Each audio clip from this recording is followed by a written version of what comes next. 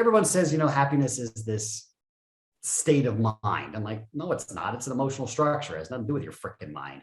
But two, to make someone happy imposes the ideology that you have that much control over somebody else. You don't. Nobody does. Heck, most people can't even make themselves happy, much less you do to somebody else. Fear stops us from achieving our true greatness.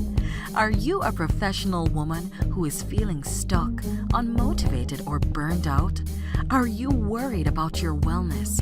Are you letting fear stop you from crushing your goals? If you answered yes to any or all of these, then this is the podcast for you. Dr. Charmaine Gregory, night shift emergency physician, burnout thriver, and wellness champion, along with everyday heroes just like you, will explore how to face fear in our lives and emerge victoriously. Hey, thanks for checking out this episode. Be sure to click the subscribe button and the notification bell so that you get notified when the next video comes out. It only takes 2 seconds to make 2 clicks. So let's do it. Let's get back to the video. Hello, Fearless Freedom Tribe. It's Dr. G, and we are back for another exciting episode of Fearless Freedom with Dr. G.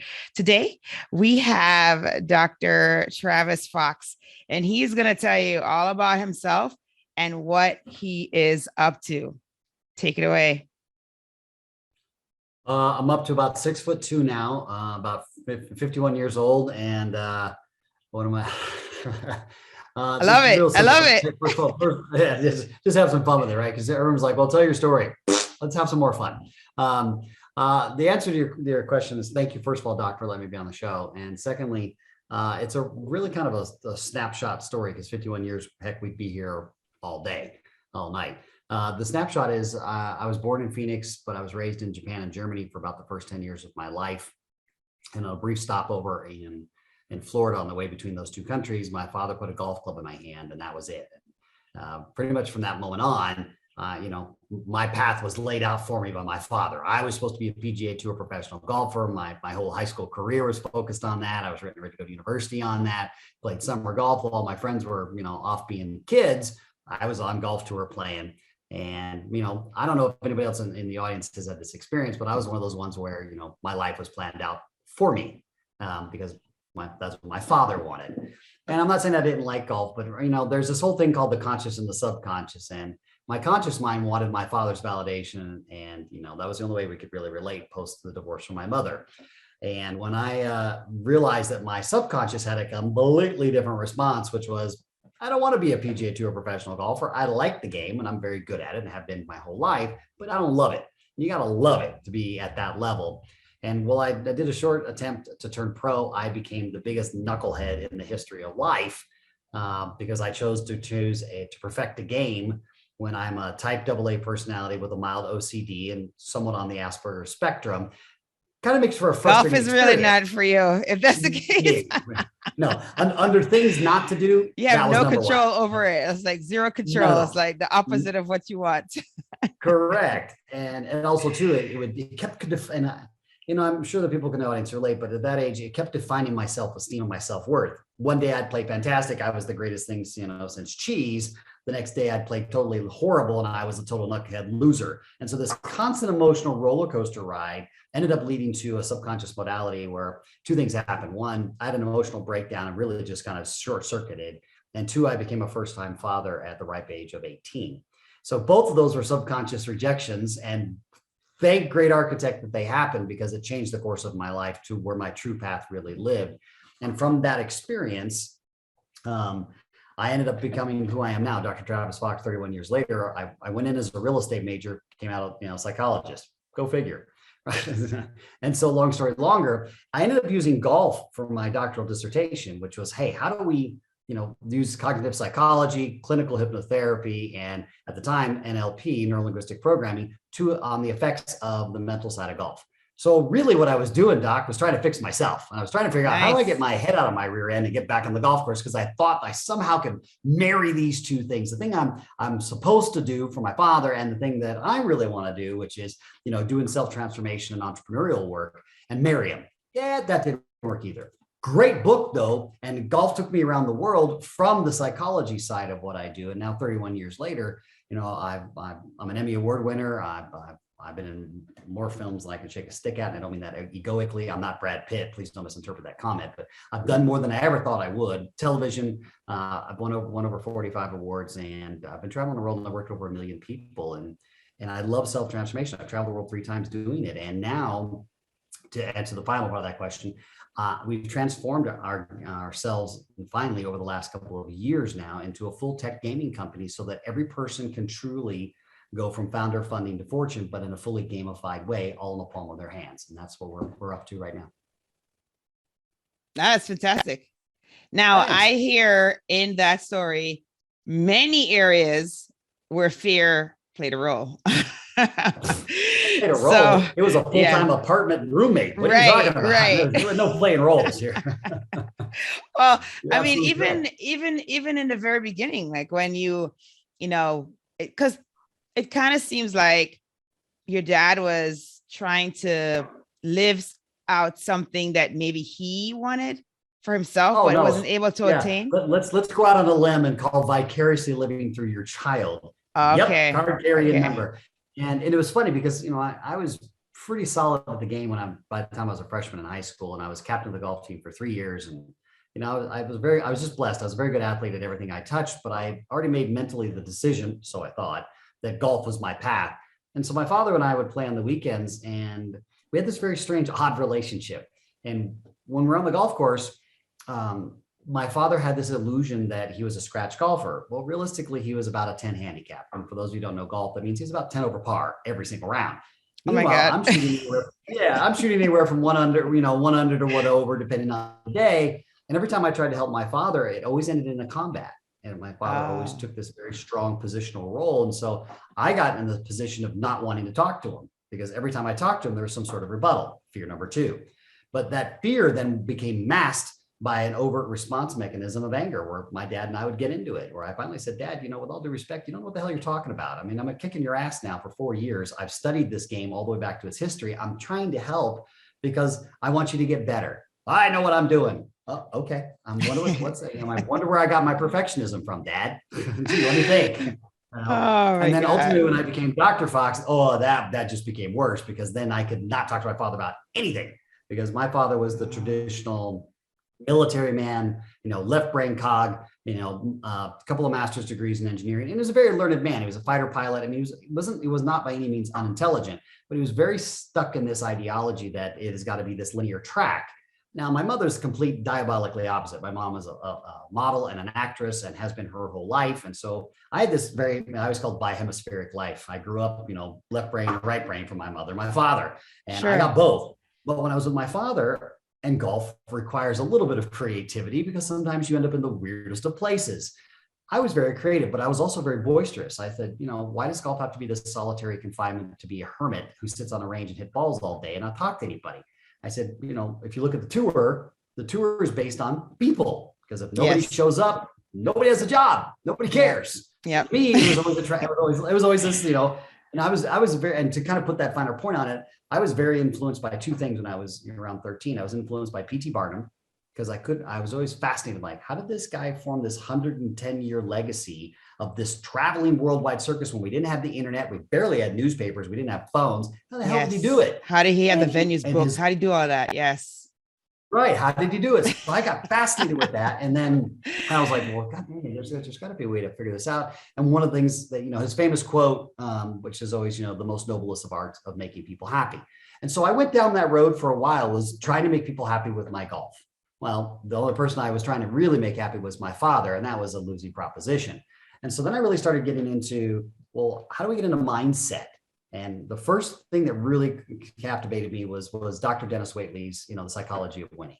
And, fast forward 45 years later, when I got to complete that hero's journey, when we did the sequel to The Secret, which was Beyond the Secret of the Awakening, which I co-produced and co-starred in with all the other teachers. And I got to do it with Dr. Dennis Waitley. And it was the first time I got to really sit with him and go, hey, Doc, the reason I'm in this film and the reason I have my career is because of you. And the most humble teacher I've ever met in my entire life. At the time, I think he was 88, somewhere, give or take. sharp as a tack, but turned to me and said, Doc, no, to be honest with you, he goes, actually, I'm the student. And he goes, you guys are far surpassing what I did and what I've ever done. In fact, he goes, to be honest with you, I'm actually becoming the student again myself. And I was blown away by that. I said, wow, at 88, you're now the student, but you've been the master since I can remember. I mean, as far as I'm concerned, you are. And those two books affected me. Are those two experiences. One was really understanding PT Barton. How do you build an audience? And what is it about? I don't know how to make people happy, Doc, but I damn sure know how to make you have fun. And that became my mantra for most of my life, for my entertainment career, with things behind me. Because I was like, everyone says, happiness is this state of mind. I'm like, no, it's not. It's an emotional structure. It has nothing to do with your freaking mind. But two, to make someone happy imposes the ideology that you have that much control over somebody else. You don't. Nobody does. Heck, most people can't even make themselves happy, much less you do to somebody else. So I learned real quickly to backpedal out of that model. And my father was the shining example. Didn't matter whether, and I can remember there was one time I won a massive tournament. It was a 4-hole playoff. I wasn't supposed to win. I ended up winning the whole thing with the shot of one of my career as a high school player. And I came home and he said, so how'd you do? I said, I won. He goes, great. What do you want for dinner? That was it. That was the entire response. No, like, attaboy, no, like, not an attaboy. Celebrate over here. Tell me about it. You want to go to pizza. What's going on? Yeah, nothing. I'm like, wow, Dad, the passive aggressivity that you exude is overwhelming. I'm like, wow. And so I really started to understand it as I was moving into my late teens. And then when I had the breakdown, that's when, I met my mentor and master, and he introduced me to subconscious modalities and said, hey, let's really look at the belief structure that's running the show, not what you think, but what's actually really running it. And then that became my life's work, which has become what's called the EC formula. And it's all about the sequencing that we're hypnotically programmed to believe that change is designed on. And Doc, you know this, everyone says mind, body, spirit. Yeah, but if you go in that sequence, you're screwed because mind can't solve itself. And that's why this self-help industry for me has been all about this quest of going, guys, first of all, change doesn't have to be arduous. I'm not saying there aren't going to be dark nights of the soul. They'll never say that. They're going to be there. There's some dungeon things we have to do in the emotional traumatic level, but why can't it be fun? Because if you're truly the hero of your journey, as everyone likes to say in the industry, you're the hero. Really? How come I feel like a schmuck, right? He goes, okay. So if you're the hero, then rewriting and architecting your story as you're going could be based on the thematic of fun. But most themes are based on pain or fear, which is what I loved about your podcast. I'm like, let's talk about that model based on fear. And then we approach it from the sequential issue that says mind, body, spirit. But that makes no freaking sense because two of those things are freaking terminal. The only one that we would qualify as eternal or non-destructive or non-ending point would be spirit, however you define that. I call it architect, you call it whatever you want. But then why is it the last? If it's the thing that inhabits our body upon birth and it's the thing that leaves our body upon death, wouldn't that be the place we go to first? And we all know that cognitively, but in the self-help industry, which is now $936 billion annually, it doesn't really talk about it. I realize, I admit it. I was in the Beyond the Secret film released in 2020, excuse me. I realize I'm kind of the black sheep, but you know what? Cool. I'm glad to be the black sheep because I'm tired of hearing the same crap over and over again and watching people get frustrated because they're not really transforming themselves. They think they need to change. I'm like, there's nothing to change, but you can transform yourself. That's different because we've all done it naturally. Because who we were at 15, who were at 25, who were at 35, different. We transform. Mm-hmm. Yeah, I mean, I'm a silver fox now. I wasn't when I was silver 19, fox. Look at you. But I'm a silver fox now. But I didn't consciously change that or go to a self-help seminar and go, woo, woo, oh my God, I've got silver hair in my beard. I must be mature now. It happened by itself. But that means there's a transformative quality or an energy or vibration, whichever word fancies you, to change. But if we start with mind, even Einstein said, that which created the problem can't solve it. So we keep approaching mindset. And I got frustrated too, because I was like, okay, I'm Doc, I'm focusing on my positive. This is what I want. I'm focused. This is my intention. Oh, I've even put on my vision board because I want that purple Lamborghini, and crap never happened. And I got more and more frustrated. And I realized there were two things going on. I was dichotomous and almost in some way, and at the risk of making a joke, I became two people. Because I had one in my head going, I can do it, doggone it. People like you, you're great. But in my emotional traumatic level, I was pissed off and frustrated because it wasn't changing. And I felt like this is one step forward and one step back. And I'm sure most people listening can relate. And so it became my life's work and really my passion to go, something's not right here. We're missing a sequence. It's not the secret. There is no G. If you look at it, it falls out of the sky. That's not how it works, although it sounds cool for a marketing tactic, but that's not the truth. That is not what law of attraction is. That's just total hogwash. And I said that in the film. I'm like, guys, you have to go to the beautiful darkness. You have to go into the emotional traumatic level. It doesn't have to be scary, although sometimes it's there because fear has a lot of friends. Right. Yes. But as your podcast was so eloquently named, which is what really attracted me to the show, was fearless freedom. In order to get to freedom, you must go through your fear and recognize you created it by adoption, usually in our imprint stage from a 4-pillar structure, mother, father, religion, or culture, but also you can transform it. But we are so scared of our own fear, double, that by the time we go to look at it, we run. We go into limbic fight or flight, boom, and we're out of here. And we'll go create every distraction, no, sex, drugs, rock and roll, whatever, even just busy doing, or in some cases, and I'll use myself because coming from my mother's side on the creative side, when I was younger and I was more in the film and television and stage stuff, I became a drama king. And I got addicted to the drama because that was more interesting than going and talking to myself about the fears I had created, about being myself, which I had manifested as a guardian to protect myself emotionally from my father. Because my father basically rejected everything about me. I look like my mom. I obviously clearly talk like my mom. I chose acting when I was 9 years old, which really sent him on a tizzy. And when I said, "Hey, Dad, I don't want to be on the PGA Tour," I'm an idiot. I'm an asshole when I'm out there because I'm trying to perfect a game that I'll never perfect. And I said, only one guy wins every week. That means there's 155 guys that are disappointed. Yeah, they made money, but that's the point of the game, is to win that tournament. Right. And I don't find myself having fun. And why am I going to subscribe myself? Tell me the difference, Dad, between being a PGA Tour professional and becoming a corporate executive. To me, they're identical. It's still a job. And I don't want a job.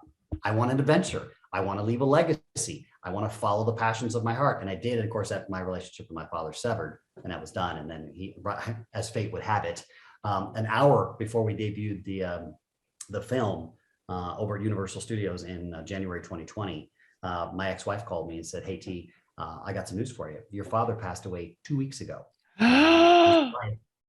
His wife called my ex-wife to call and tell me 2 weeks after the fact. Here's the better part, Doc.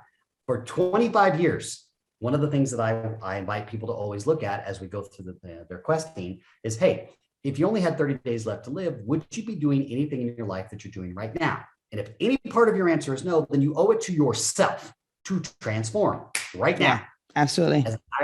As fate would have it, Doc, literally in December of 2019, my father, unbeknownst to me until after the fact, had been called in and they had said, "Hey, Mr. Fox, you beat kidney cancer. Unfortunately, you have stage 4 pancreatic cancer. You have 30 days left to live." Oh my gosh. Later, he was gone. Wow. Now, if we look at that from an energetic point of view, for those of you out there who are in the energetic space or the Reiki healing or understand, chakra movement, pancreatic will generally resonate a lot with some of the anger or repressed anger that he dealt with or didn't deal with. And when people say, "Hey, I can manifest," I'm like, yeah, you can, but what are you really manifesting versus what you talk about manifesting? And that really was another wake-up call to me to go, whoo, boy, did we choose the right path. Thank you, great architect, for me not listening to my head. Because if I listened to my head, I'd probably still be out on the PGA Tour. I did end up coaching 10 years on the PGA Tour and had a blast as a coach. But I watched a lot of players who, it's a job, they're out there, 20 weeks of the year, hitting balls, doing the same crap they did a year before. Yeah, they make good money, but at what price? At what price do they really make good money? Because it's, you're a journeyman is what it's called on the tour. You're just out there. You're not Tiger Woods, you're not Phil Mickelson, you're not Rory, you're not DJ, all the the guys that you see on the reel. Because as fate would have it, the PGA Tour is a lot like P.T. Barnum's Circus. It's a traveling show.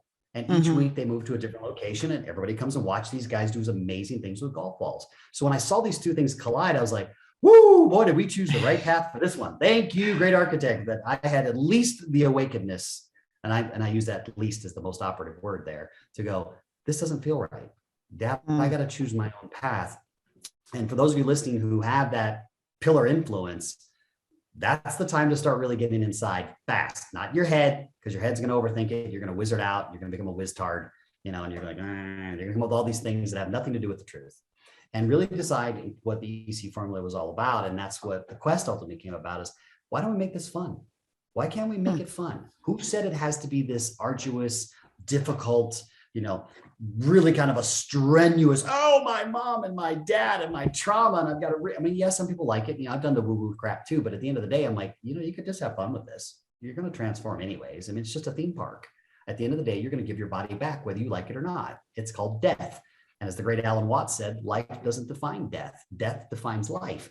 Death is imminent. Life is a choice. So why not choose to start with the theme or thematic learning versus start with mindset? Because mindset constantly requires motivation, inspiration, daily awakening. And you're constantly battling with yourself with the 40 different voices that we all have in our head running around that we didn't even truly create. We adopted them mostly from our imprint stage and our social modeling stage when we were, middle school and teenagers. And then we did the really cool thing, Doc, and I know you know this, is right after high school, we went, okay, I've spent 17 years mastering imagination, fun, creativity, and having a great time as a child and teenager, adolescent. Now I'm going to go without any preparedness, no idea what the hell I'm doing, and I'm going to become an adult. Shit, I have no blueprint on how to do that. I have no modeling of what that means, bar my imprint of what I see from mother, father pillar. And that doesn't necessarily mean your mother, father, but those type of figures in your life. And if you don't really have a blueprint to become adult, you get indoctrinated into a fun little school called the School of Hard Knocks. And you get knocked around for 10, 20, 30, maybe your whole life, seeking to beat your head against a wall, hoping to become a door, or in a dark room, seeking to find this light switch under the ideology of, well, Doc, you need to become enlightened. You need to become this enlightened creature. You're already freaking enlightened. You've always been enlightened. The trick is we've hypnotized ourselves to believe that we're not, because we're taught to master fun, to master imagination as children. That mastership is innate, natural for every single one of us. What is not innate is we shave the edges off and we take the misfit that we were labeled as a geek, a dork, a band, an athlete, or whatever category you were popped into, and you start altering yourself, subconscious modeling, to fit in. And that's the beginning of the end of the true mastership in you, until you have some moment, some awareness where you finally go, this is not the life I want. This is not really me. This is me acting. Now, at least I got paid to act, when I was doing acting, but how many of us act every single day? Oh man, I'm super positive. Really? Let's pull back your dungeon and see what's going on, because within 3 seconds, we can really see what your thematic sequence is. And there's no judgment in it, but hey, is that really you? Because at that point, you're fighting yourself. And guess what? You know every nasty, dirty trick that you've ever created. So you ain't gonna outsmart you. It's not going to happen. And so that became the life work. Yeah. So there you go. That's kind of a longer answer to the first question. Here we go. Back to you. No, I love it. It's great. This is fantastic. Thanks. It's like, yeah. I mean, it's so funny that you say that, like, it sounds like your gut told you that this wasn't the right move for you. And then you actually listen to your gut, which I think that, like you said, the limbic brain does jump in often whenever we try to listen to our gut, because usually when we try to do that, it's usually a path that is not well traveled that you're taking. But Doc, that's the best path.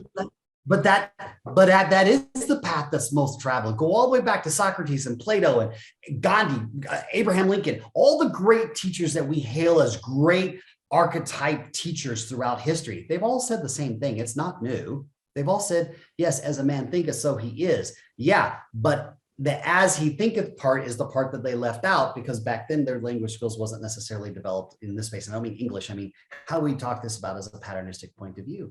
It's the emotion that drives us. I mean, let's go all the way back to the Egyptians. I've been to Egypt multiple times. You know why I go there? Because the pharaohs had figured out, or at least their medicine men had, when they did the embalming, they pulled the brain out through the nose. That ought to tell you how important they thought brain was for Pharaoh. Then they took all the organs out, leaving one, the heart, because they knew that that's what led the Pharaoh in this life, and that was what's going to lead the Pharaoh in the afterlife. Well, I'm not the sharpest tool in the shed, but they built a pretty damn good civilization that has left a legacy that is still standing to this day. So maybe, just maybe, they've got some wisdom that we chose to forget. What if we just revive that? Because it's not about you becoming enlightened, which is, to me, is such a travesty. And by the way, if you became fully enlightened, you'd be bright. Then you'd be blinded by the bloody light, and you'd have no balance, because half the universe is light and dark. But we've categorized that in our humanistic ego as good and bad. good versus evil, light versus dark. I'm like, really? Okay, let's play. Let's have some fun. Doc and Doc are going to have a conversation with all of you listening to the show. I'm just really curious then, if dark is so bad and it's this evil thing, then how come we go out to dinner in the evening and by candlelight, smaller light, more dark? How come we go dancing in clubs? And I'm not even talking about I'm just talking about ballroom dancing. We do it at night. How come we go to our bedroom and turn the lights off to make love more often than not? Not always. Some of us like it in the light, but just to save it out there. How come then we do all these things in the dark? We're only doing it for one of two reasons. Either A, we're hiding from our true self, being authentically seen, and we can mask it in the dark. Or B, that's where the truth lives, and we're just too damn scared to go look at it. Either way, it's still where the truth lives. Because even, I mean, pick a theology, pick one, I don't care. You know, from Christ to Allah to Buddha, every one of them had to go through the temptation of darkness or the beautiful darkness to arrive at their truest self, which means they're aware of their darkness.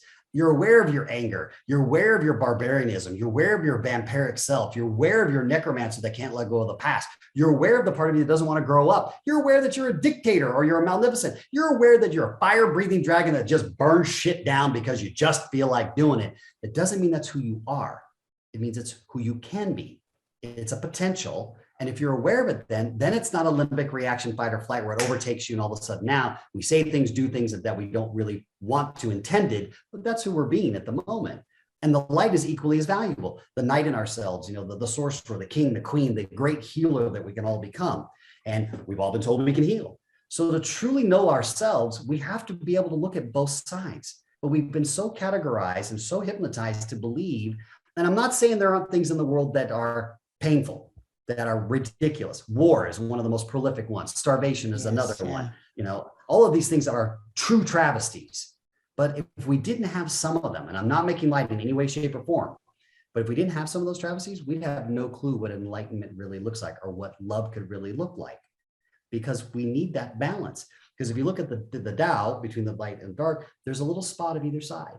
And you start to realize we're all a little bit light and we're all a little bit dark. How do I know that? Because we live in the same solar system. We're the only people in the freaking neighborhood that bought a house. It's called Earth. Everybody else left the neighborhood. Even Mars said, screw it, we're out of here. We're going to another solar system, wherever the heck that is.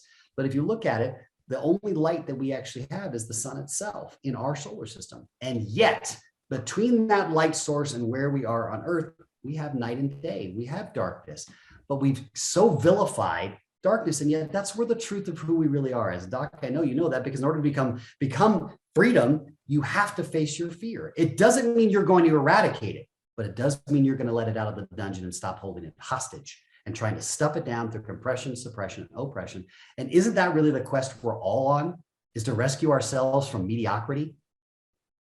I mean, let's cut the crap. Isn't that the quest we're all really on? To live an amazing legacy life, however long that may be, and enjoy the ride of this theme park called Earth. Everything else is a bloody story, man. It's a story. And if you're not equipped on how to architect your mind, conscious, subconscious, or emotional, traumatic level, and ultimately get down to the architect, well, then aren't you subject to the whims of a man-made mind, your own? And that all starts when we're back in our educational structure, because we spent years mastering imagination and fun. We didn't have limits back then. Heck, we didn't even know what fear was. We had to learn fear. We had to learn fear as a mechanism. We didn't have it. And we had our natural fight or flight from our reptilian sequencing. Well, let's be candid. We all touched the stove, even though our parents told us not to. Of course. Yes. Or put your finger in the outlet. Yeah. Your finger in the outlet. Put your finger in the outlet, right? Or you're going to get run over by a car. Don't stand behind it. I got hit by the car. Duh. I told you not to. But we do that because we don't have a frame of reference. We had to learn it. But what problem is, we learned it so well and so intensely in the rebukes that we got in the effort of our own parents' fear, our own authoritarian figures' fear, that we double slammed it. Oh my God, I'm bad. That was my fault. I did that. No, you're just a curious kid. You don't know what the hell electricity is, and you dang sure don't know what that stove is. Even when mom and dad say don't touch it, if you look at the psychodynamics of that sentence, the conscious mind deletes the word don't.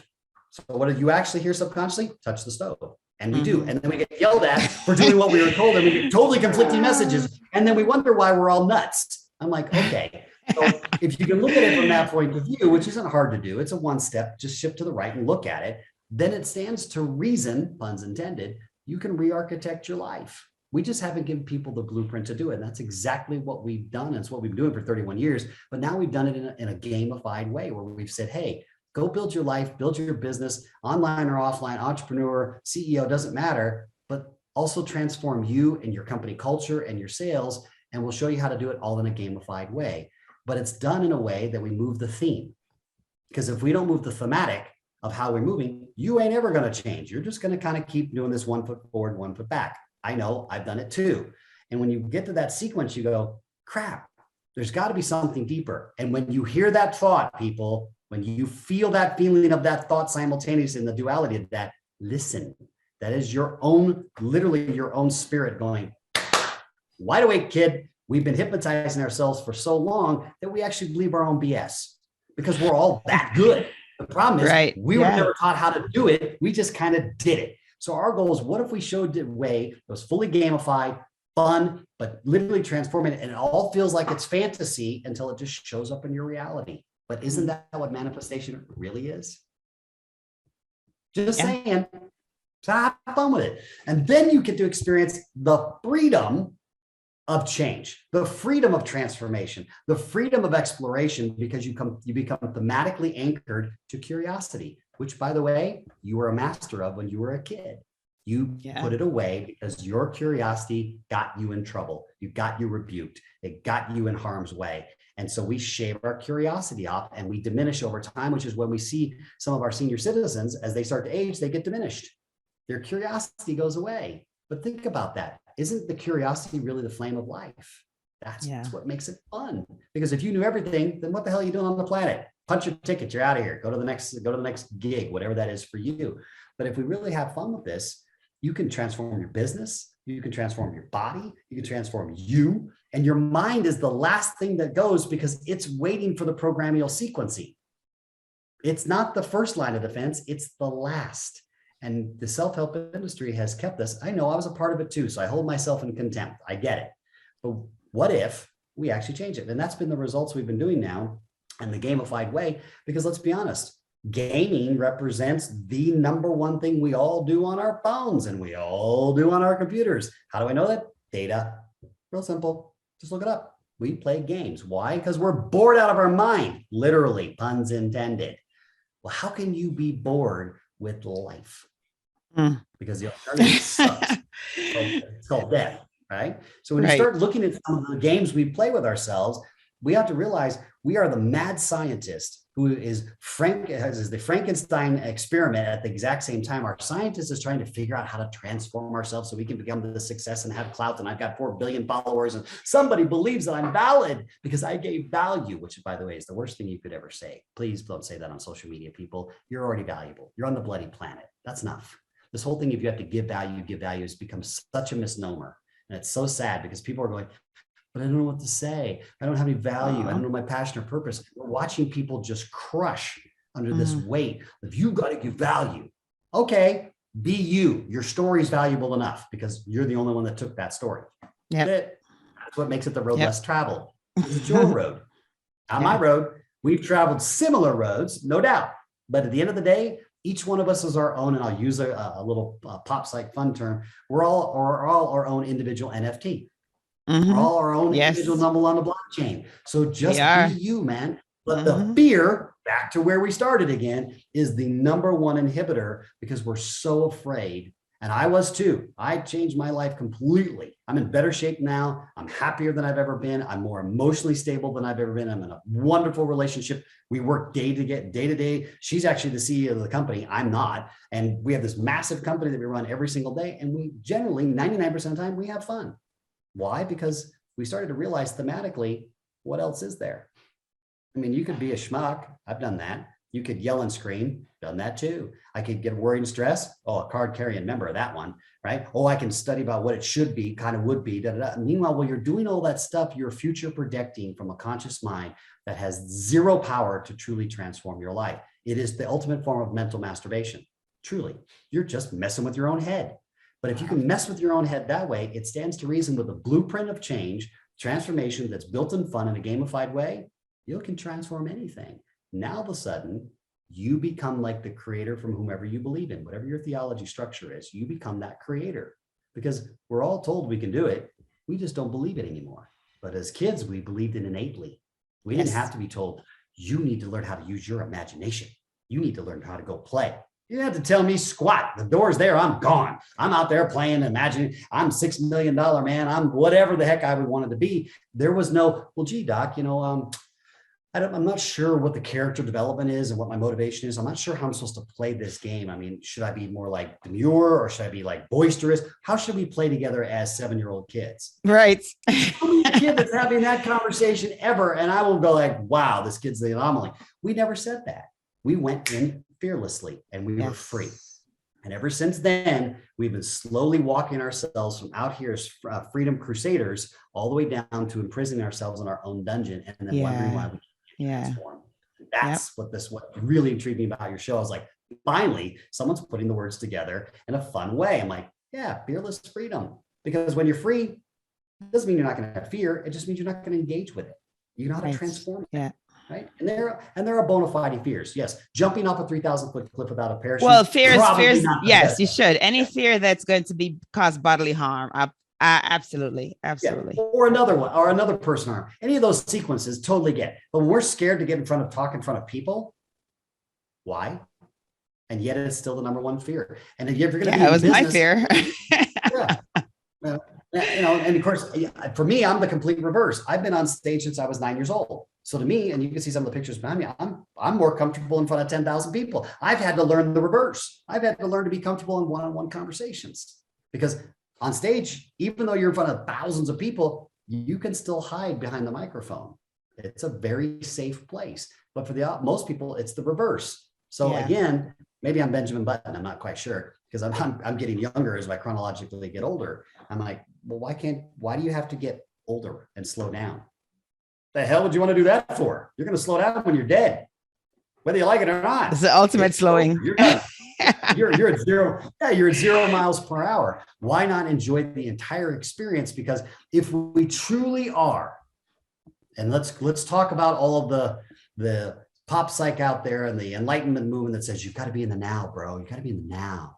Okay, your conscious mind isn't built that way. It's a past-oriented thing and a future-oriented thing. It doesn't exist in the now. It consciously wanders. Even now, as you're listening to me, Doc, and paying attention, your mind's wandered off to 14 other things, and you have no idea where the crap that came from because the conscious mind does that. And it's not a bad thing. We all do it. Even people listening to the show, we've wandered off.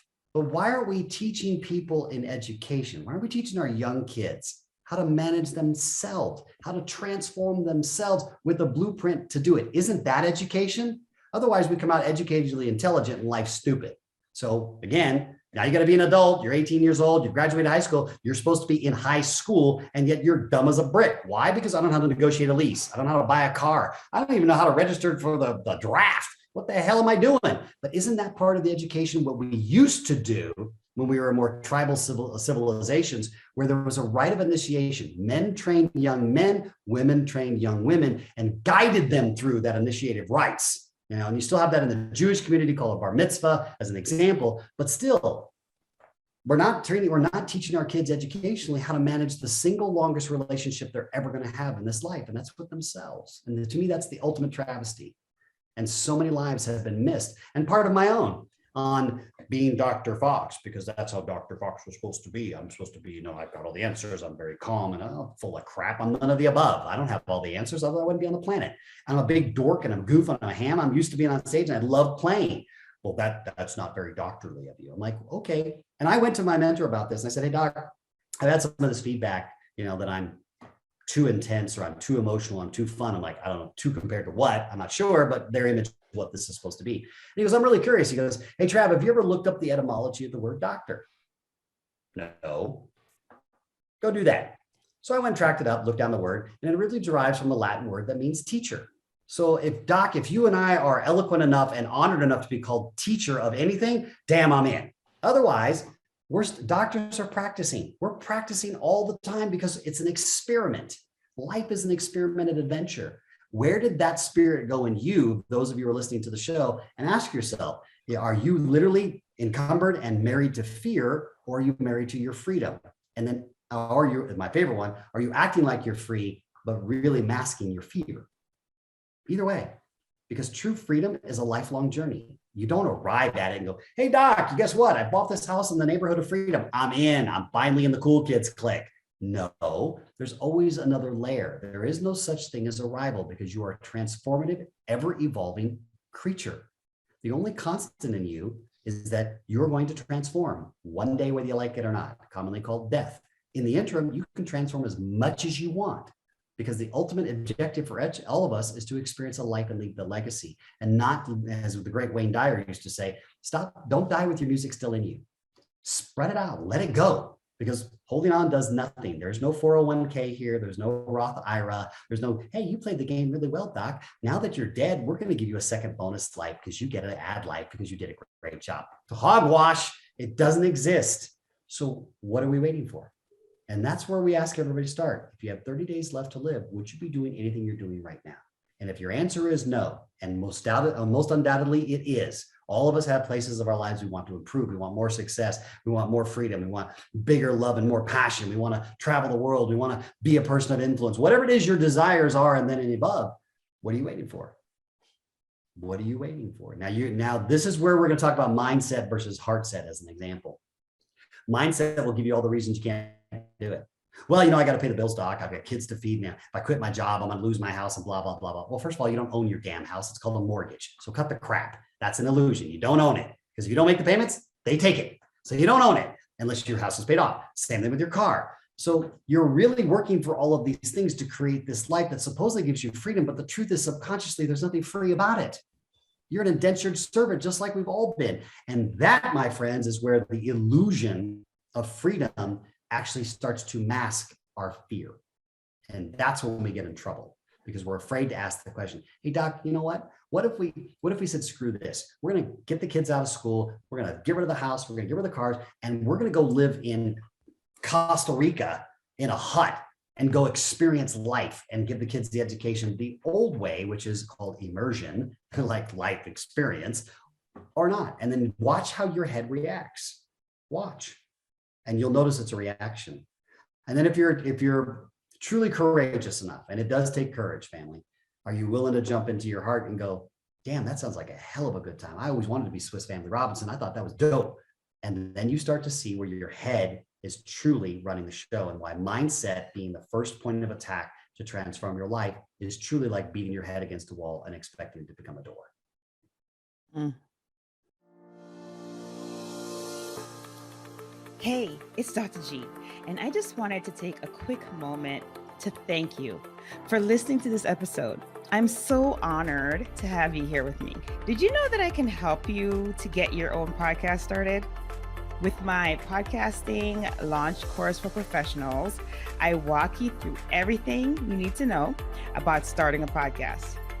I'm with you every step of the way from sign up to launching your show with 5 episodes ready to go. There's a done for you version that's also available. If you would just rather just do recordings and leave the behind the scenes work up to us, then that one is definitely for you. But either way, we've got your back here at Fearless Freedom with Dr. G. Oh, if you already have a show and you need production services, we have monthly plans available for you. So check out the links in the episode show notes for more information. Let's get back to the show.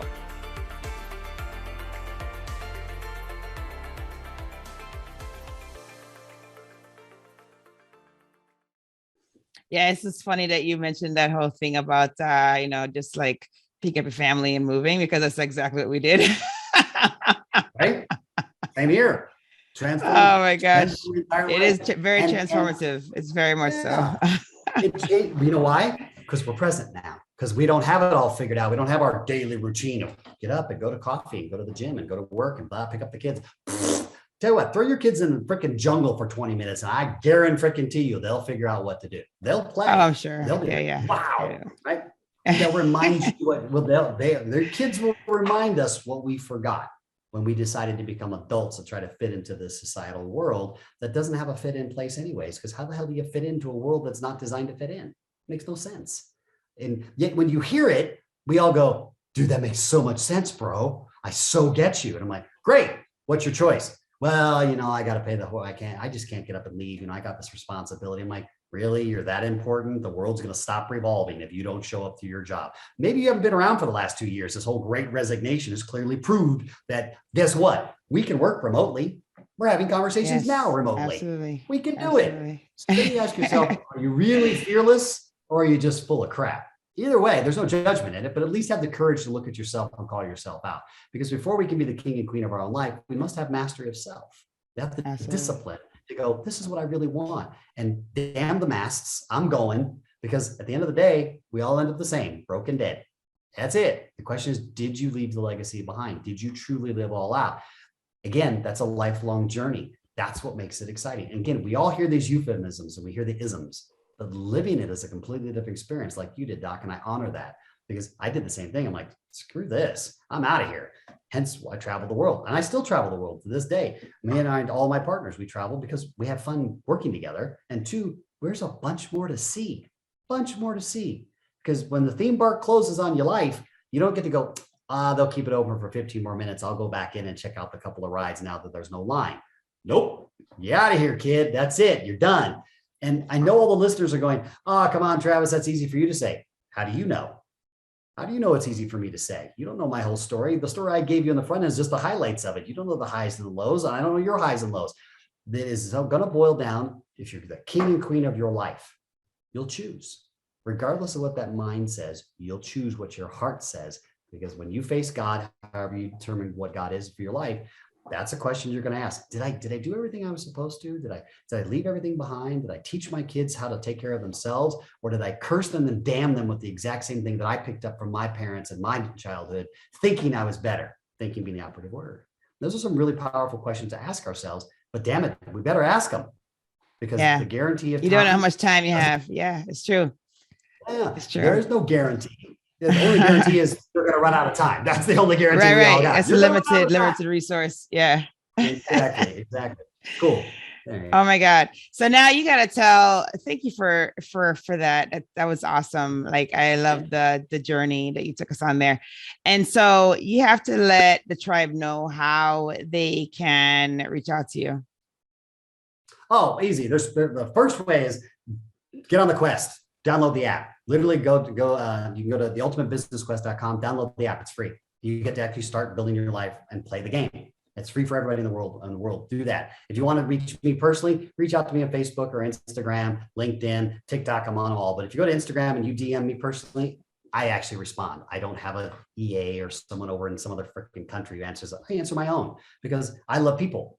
I'm in the people business. That's the only business I know how to be in because every other business has people involved. So why not be in the people business and then figure out what makes it interesting for you? So for me, it's always been about people. I'm addicted to that drug of watching people transform. Yes, I know it sounds voyeuristic, but cut the crap. We're all a little bit of voyeurs in some form or another. I want to go, how'd you do it, Doc? How did you get up and just pick up the family and move? Tell me how.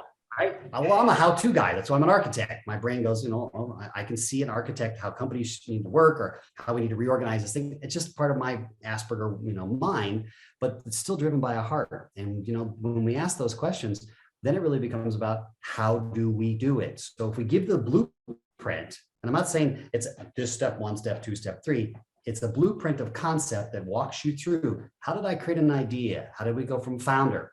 Then how do we get our funding? And how do we go to fortune? How do we create our company culture, our sales, our marketing team, but do it in a game play that everybody wants to go on an adventure. Nobody wants a job. Nobody wants to go interview with some schmuck who's sitting across the desk who's just as miserable as you are and you're both full of crap in the interview. Cut the crap. We want to go on a freaking adventure, just like you did, Doc. They're like, hey, I'm going to go move to wherever, what feels right for you. If you want to go to Antarctica, go to freaking Antarctica. You want to move to Africa, go to Africa. You want to move to, Central America, go, or Asia, wherever. There's a billion beautiful places on this planet. Yes, big besides world. the one you've been in for the last 20 years. Move your ass. Let's go. Right? Yes. So that's how you can reach us, but download the app. Go to ultimatebusinessquest.com or go to your Apple and Android store and look up Business Empire and you'll see the app. It's right there for free. And you can start playing your quest today. Start transforming your life and watch how that game, all of a sudden you'll go, holy crap, my business has improved, my sales has improved, my relationship. And it's done in a fun way that you don't realize you're actually transforming life. And isn't that what we did as kids? Yeah, that's exactly right. Now we just have a bunch of science and a bunch of other things that make it more fun. Yeah, no, that's great. So we're at that point in the show where we have to well, not have to, but we have a tradition where we fill in the blanks. And Go. This ought to be fun. are you ready for this? I mean, I don't know. Are you ready? Ready. Let's get it on. Okay. All right, Let's cool. So the first one is, to me, fearless freedom means. Didn't we just cover that in the last 45 minutes? I'm just being a shock. Fearless freedom means, let me sit on that for a second before I just give you a snap answer. Fearless freedom for me means that you are fearlessly, constantly in the pursuit of your own freedom from yourself, from the freedom of your mind, from the freedom of your ideology, and the freedom of your prior programming as a young child and a subconscious modeling stage commonly called teenager. Fearlessly says, I am fearlessly going to pursue that freedom, even when it scares the crap out of me. And even when someone tells me not to do it, I'm going to follow me and I'm fearlessly going to pursue it, because freedom is truly a self-made experience. Awesome. And then the next one is, if I am fearless, I will. Oh, everything. I will everything. I'll experience everything. Right? I'm an everything guy. I'm like, I hope everybody watches the video, because man, that facial expression is classic. So I'm like, you're like, what? This is yeah. I mean, come on, everything. Isn't that what everybody answers? Is everything? I mean, I will everything. I'll experience everything. I mean, look, a quick example of that is when I was 48, a couple of years back, I was invited to go to Tanzania, Africa. I was like, great. I always wanted to go see the Serengeti. I want to see I want to see one of the 5 black rhinos before there was only 5 left on the planet. I want to see it before I want to go. Oh, but wait, there's more. When I got there, my partner said, hey, buddy, I got a thing for you. I'm like, yeah, bro, what's up? He goes, so we can't go to Uganda because they're having an Ebola breakout right now. So let's go climb Kilimanjaro. And before I had a chance to wizard my way out of it and think like, are you insane? You don't climb mountains. But you just climb Kilimanjaro without any training, though. I mean, that's almost like a death sentence sometimes. That would be one of those that you have to take pause and really. Well, yeah. So when he asked me, my heart jumped out of my mouth and said, hell yeah, let's go do that. Sounds like a great idea. What? It's the 7th tallest mountain. It's 19,341 feet. I can do that. Let's go do it. 10 seconds later, every thought in my brain was like, are you out of your freaking mind, Fox? You could get pulmonary edema up there from not training at altitude sickness. You can have an aneurysm, and there's all kinds of crap that goes wrong above the oxygen line. But if I hadn't listened to my heart and let my mind talk me out of it, then that fearless freedom we just talked about wouldn't have existed, because I fearlessly was pursuing my freedom. And I didn't realize that, Mama Kilimanjaro, who's been there for 1 billion years, so I'm just a grain of sand passing by. So who cares what Travis Fox is doing? She's like, okay, I'm not going to move. You're going to grind this out of your system because you need to face this. Because most people think when you're climbing, you're doing a lot of talking. You're not. You're trying to breathe. And the Swahili language has a saying up there called pole pole, which means slowly, slowly. And then you add to that 1 step, 1 breath, which is how we're all really supposed to be living anyways. But again, I'm one of those guys. I was teaching this. I'm that guy. I've got all these letters. I'm supposed to say I'm supposed to be this guy. Here I'm the mountain going, how the hell do you do 1 step, 1 breath? And I had to mentally train myself to be 1 step, 1 breath. Well, in that hypnosis, all of this other stuff came up that I was not paying attention to. I was doing a great job of stuffing it down. My freedom came at 19,000 feet, literally 341 feet from the summit, when my partner, he got altitude sickness. Now, this guy's climbed Everest, so I was shocked. I'm like, how are you getting altitude sickness? And I made the tragic mistake of sitting down. I sat down on the rock waiting for him to do that. And that's like a big no-no. Don't do that. Yeah, you have to keep moving. Yeah. Yeah. And you got to stay on your feet. You got to keep moving. I sat down. As soon as I did that, man, my brain went into overdrive. I felt like I was panicking. I went into this whole attack, and I really got to watch myself. And then I was like, what am I scared of? What am I panicking for? It's not like I'm not breathing. I'm still here. I got to 19,000 feet. So there's oxygen. It's thin and it sucks and it's a little harder to breathe. Yeah, I get that. And it's cold and there's wind. There's all these other variances that I don't really like. But isn't it out of our uncomfortability where we get to find out where our freedom really lives? And when out of that moment, when I really said, okay, and I moved back, to my prefrontal cortex and said, okay, let's be present for a moment. Let's get a control of our breathing and let's really breathe present again. we did the 341 feet, but when I got there wasn't this elation of, yay, we summited, yeah, I'm going to conquer Kilimanjaro. It was quite the opposite. I was like, shit, we're only halfway. We got to get back down. And that's something they don't tell you in the brochure. The brochure is, oh, you can go to the summit of Kilimanjaro. Yeah, that's great. But guess what? You still got to get back down. Getting back down was 10 times harder than going up. And I never would have thought that. I would have been the total ignorant person who said, going down's easy, man. You just run downhill, you breathe in oxygen. Just run. What? No. There's no running. There's no running. None of that. I mean, because you're like, whoa. And you're exhausted. You don't realize that you're dying. You're atrophying. I went up. I started my climb at 215 pounds. I came down 190 6 days later. Wow. And your body shuts down. So you really get to see what your body's doing when it goes into survival mode, true survival mode, not the one that we make up, but the true survival. But when I got to the top, I realized I was halfway. So getting to the top by yourself sucks.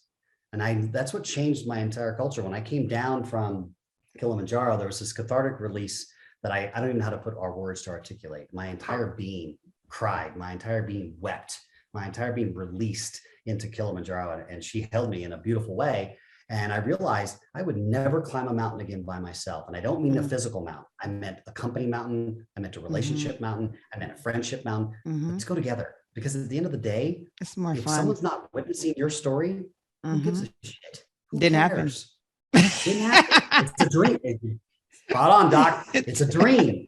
It's not a dream that you get to, tell somebody else, because again, it doesn't make sense. So it changed our entire company culture, which now here we are, several years later with the Quest.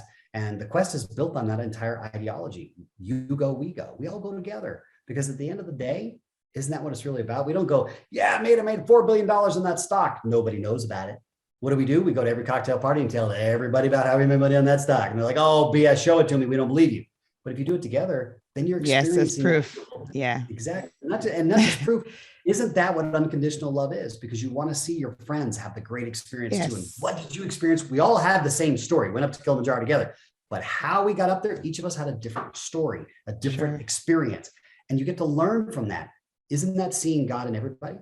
And that's what transformed me. And it was Kilimanjaro that changed my life.